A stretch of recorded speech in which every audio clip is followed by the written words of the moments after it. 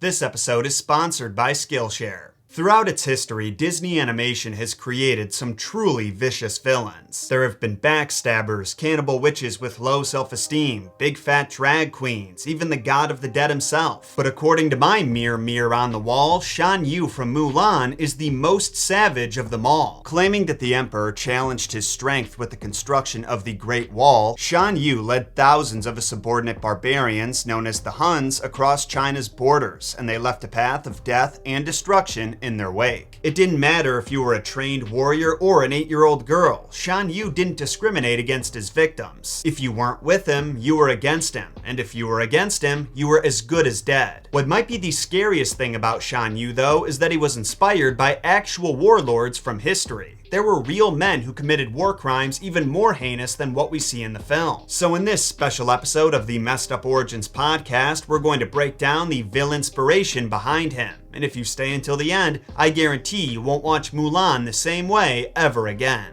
What is going on, mere mortals? My name is Jon Solo, and Shan-Yu was inspired by two different warlords, and you can probably figure out at least one of them based off the name of his faction, the Huns. For those who aren't familiar with warlords from around the world, the Huns were a nomadic people who occupied Central Asia, the Caucasus region, and Eastern Europe between the 4th and 6th centuries, and they caused quite a ruckus while they were there, especially under their most infamous leader, Attila the Hun, who, during his reign, was the most feared enemy of the Western and Eastern Roman empires. For good reason, too. Similar to Shan-Yu, Attila and his Huns were constantly at war and had a habit of invading kingdoms and empires they had beef with. They would slaughter, steal, and destroy whoever or whatever got in their way. Physical descriptions of Attila and his Huns by the ancient Romans who saw them firsthand also sound like they could be describing Shan-Yu and his crew. Specifically, the Roman writer Priscus, who saw Attila himself. He said he was short of stature with a broad chest and a large head. His eyes were small, his beard thin and sprinkled with gray, and he had a flat nose and tanned skin, showing evidence of his origin.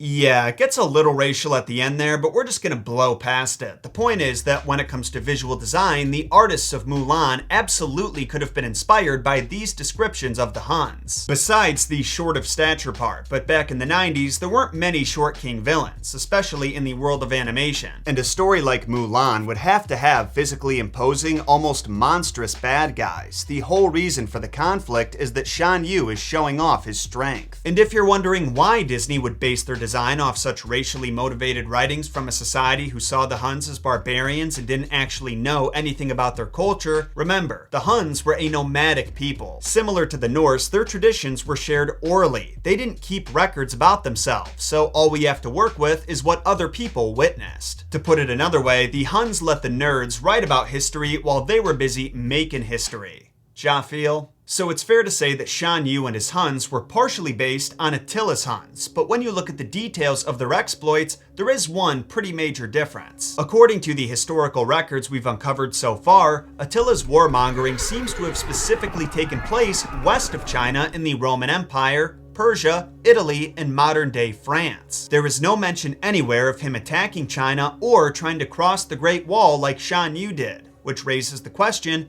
why were the Huns chosen as the movie's antagonists? Well, that is where it gets really interesting. But first, I've got to say thank you to this week's sponsor, Skillshare. So you know how the first time you do anything, you're pretty much guaranteed to be terrible at it? It doesn't matter if you're trying to draw, make music, or even produce a YouTube video like this one, your first try is going to be a complete and total failure. But that's okay, because sucking at something is the first step towards being sort of good at something, and Skillshare can help you get through that sucky stage way faster. For those who don't know, Skillshare is an online learning community that offers thousands of classes to its millions of members, and no matter what skill you're looking to pick up, they probably have a course on it. Illustration, graphic design, photography, creative writing, and the kicker is these are all taught by real experts with years of experience in their respective fields. One course I personally loved and would recommend to anyone who wants to start a YouTube channel is Marques Brownlee's YouTube Success. He's one of the most talented, engaging, successful creators on this platform, so learning everything that goes into his process from script writing to posting is basically a cheat code. And let's not forget my favorite Skillshare feature, its accessibility. It's ad-free so your learning is never interrupted, new premium classes are added every week, and now their entire catalog is available with Spanish, French,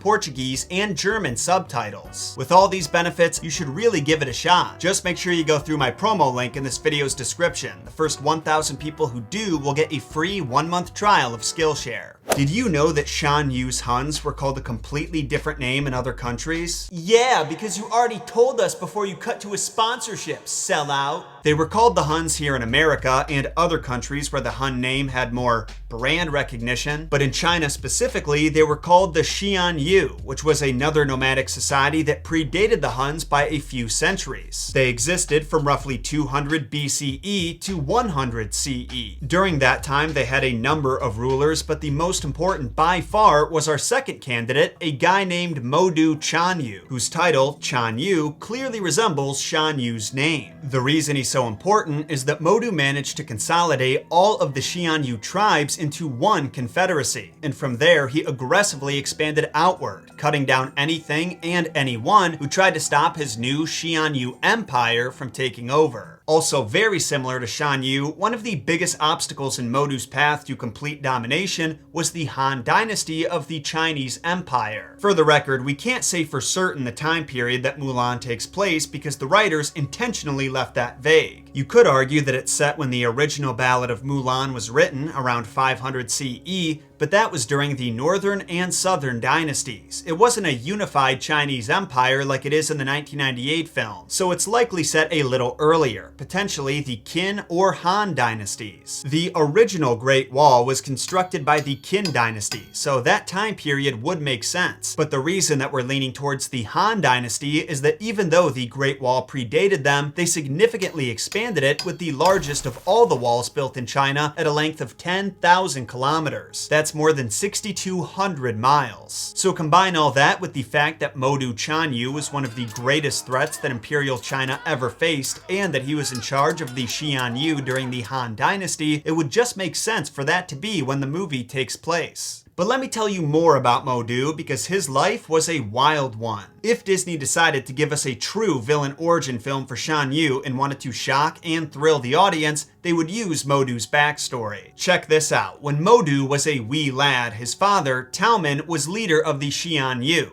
But Talman had another son that he wanted to be his heir. So instead of sitting Modu down and having a difficult talk about why he was being passed up, Talman did what any good father would do and sent him away to live with another nomadic society. Then, about 10 seconds after Modu got settled into his new home, Talman sent a battalion of his soldiers to pillage the village, possibly with the intention of killing Modu and ridding himself of his succession problem. But we'll never know for sure. Regardless of his plan, Modu managed to survive by stealing a horse and riding back to his father's kingdom safe and sound. Talman may not have been happy about his son surviving the raid, but for public appearance's sake, he rewarded him for his bravery by putting him in charge of 10,000 horsemen, a decision that would prove to be his undoing. Because at this point, Modu was building his reputation as a brave and brilliant soldier, which made the men he commanded that much more respectful and loyal to him.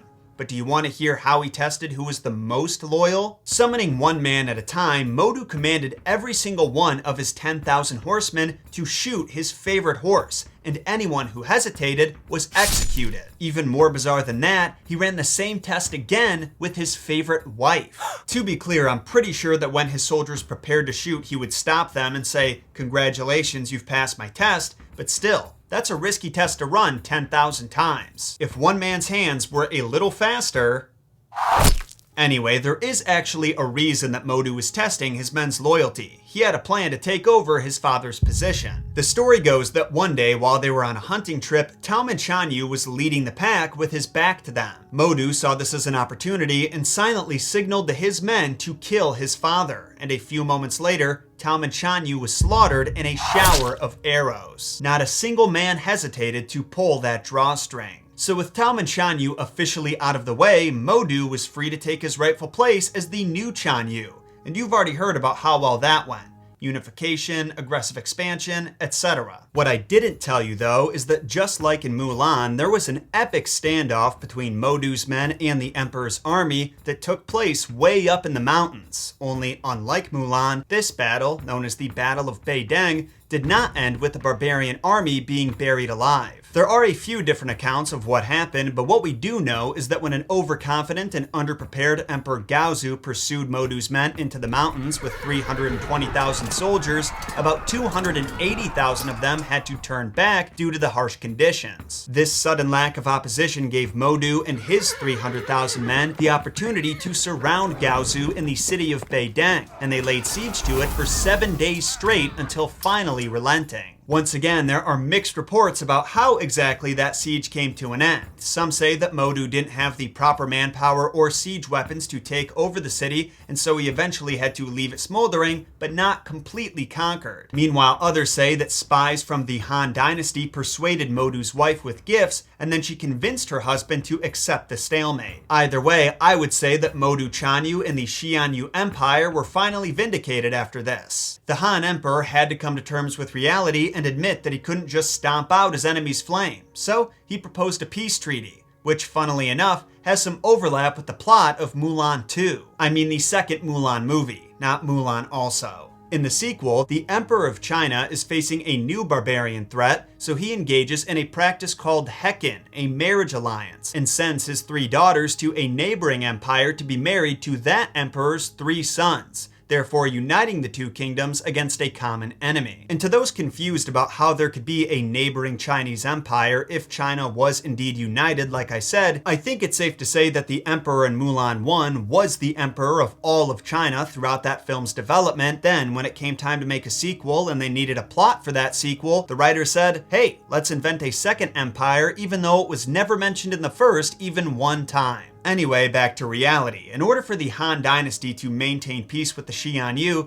the Han Emperor agreed to send his daughters as gifts to Modu Chanyu and his boys. But here's the twist. They weren't his real daughters. Every year, they would take daughters of commoner families, dress them up real nice, and give them to the Xianyu, claiming they were princesses. And this was enough to maintain peace between the empires. Things did get a little dicey there for a minute when the widowed empress took over her husband's position and Modu Chanyu slid in her DMs to say he'd be more than happy to make up for what she now lacks in her sad single life, but she found a way to resolve the matter peacefully. First, she sent a message back that said, I don't know what you've heard, but I'm old as hell and really gross, so trust me when I say you don't want anything to do with these shriveling grapefruits. I'm paraphrasing, but that was the gist. And second, she offered to continue the tradition of sending princesses to the Xianyu every year in exchange for peace. And evidently, Modu Chanyu accepted this offer. You want to hear something really crazy though? As you may have guessed, the Xianyu Empire did eventually fracture and fall apart, and there's a popular but unconfirmed theory among scholars that a division of the Xianyu evolved into the Huns. In fact, some even theorize that Modu Chanyu was Attila the Hun's ancestor. There's no way for us to know for sure, but if that's true, I've got to say that Disney chose the 2 perfect warlords as their inspiration.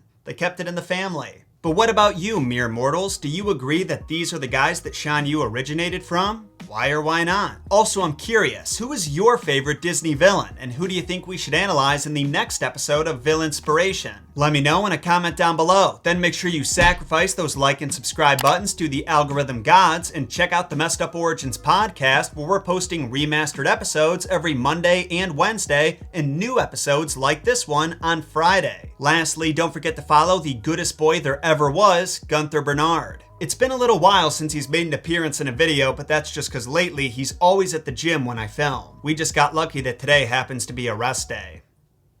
As you can tell, he's trying to get back to his rest. I'll see you all again next week when I look into a lesser-known Greek myth that makes an appearance in the first Percy Jackson book. There's your hint right there.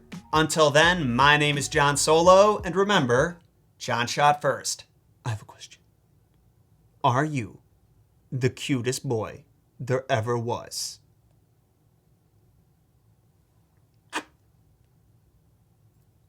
I guarantee he hated that, if it's not obvious by his face.